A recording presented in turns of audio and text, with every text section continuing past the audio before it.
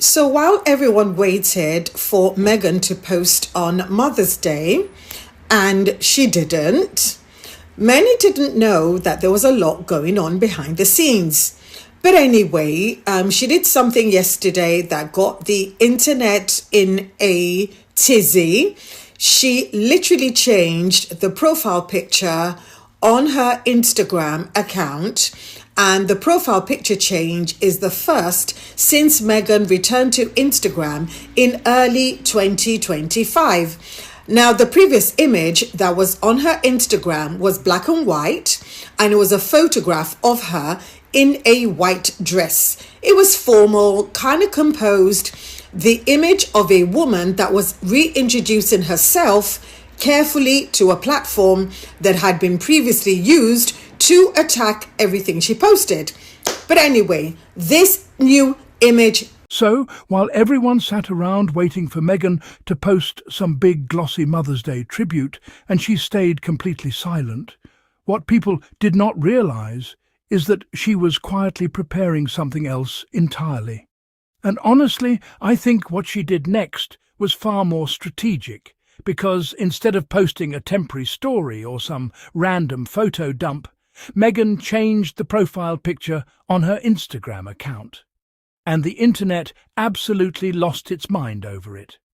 Now, for some people, this might sound dramatic. Oh my God, she changed her profile picture. Who cares? But if you understand branding, if you understand audience psychology, if you understand luxury marketing, then you know this was not random. Nothing about Meghan's branding is random anymore. Every visual choice is intentional. Every colour palette is intentional. Every aesthetic detail is intentional. And what I love is that we are literally watching a woman evolve in real time publicly while also evolving her business. Now remember, the previous profile photo was black and white. Meghan was standing in a white dress. The image was elegant, formal, composed, and almost distant in a way. It felt very much like someone carefully reintroducing herself to the world after years of being attacked online for literally breathing. It was controlled. It was measured. It said, "Observe me carefully." But this new image? Completely different energy. Now she is lounging comfortably in a patterned chair. She is wearing blue trousers and a fitted white t-shirt. The lighting is warm. The atmosphere feels lived in. Beside her are as ever products, teas, cookies, shortbread, flowers. Everything feels soft, welcoming, and domestic in the best possible way. And what I love most is that she looks settled. That is the word. Settled. This is no longer Meghan cautiously stepping back into public life. This is Meghan saying, "I know exactly who I am. I know exactly what my brand is, and I'm comfortable inviting you into this space now." And honestly, that confidence is beautiful to see. Because when you build something from scratch, especially after years of people trying to tear you down publicly, there comes a point where your branding changes naturally alongside your confidence. Your visuals evolve, your messaging evolves, your posture evolves, even the way you photograph yourself evolves. I remember looking at some of my old business branding years ago and thinking, wow, I can literally see my growth through the visuals alone. And that is exactly what we are witnessing with Meghan right now. This is not just a profile picture update. This is a brand transition. And another thing people do not understand is that changing your profile picture is actually a very smart engagement strategy. Instagram and Facebook push profile picture changes into people's feeds. It gets attention. It reminds people your account exists. It drives curiosity. So, from a digital marketing standpoint, this was genius. And suddenly everyone is talking again.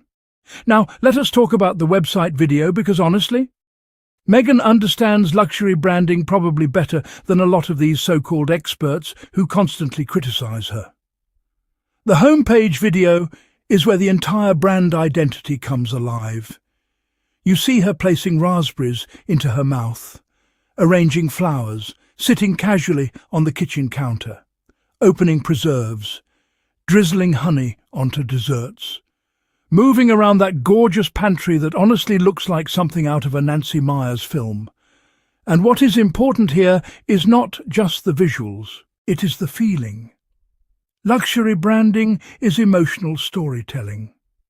People are not just buying jam. They are not just buying tea. They are buying aspiration. They are buying comfort. They are buying atmosphere. They are buying the feeling that this brand represents a slower, softer, more intentional way of living. And Meghan completely understands that. The movement in the video is also incredibly smart because motion keeps people on a website longer. Static images are great, but video stops people from scrolling away. It holds attention. It creates immersion. Google notices that engagement. Algorithms notice that engagement. So even from a technical marketing perspective, this rollout is extremely clever. But the part I love most was actually the caption and the origin story, because this is where Meghan really anchors the brand emotionally. She said what began with fruit from her garden and simmered into preserves in her kitchen inspired these curated collections designed to bring surprise and delight to everyday life. That is beautiful branding language. And notice what she is doing there. She is rooting the brand in personal domesticity. The fruit is hers. The garden is hers. The kitchen is hers. The process is hers. That matters because origin stories matter in luxury branding. People connect emotionally to authenticity. They want to know where something came from. They want to feel like there's a real person behind the products. And Meghan is smart enough to understand that the emotional narrative is just as important as the products themselves. And honestly, this is why the constant accusations that she copies other people fall apart the second you actually look at her history. The TIG existed long before any of this. The aesthetic existed long before this. The lifestyle branding existed long before this.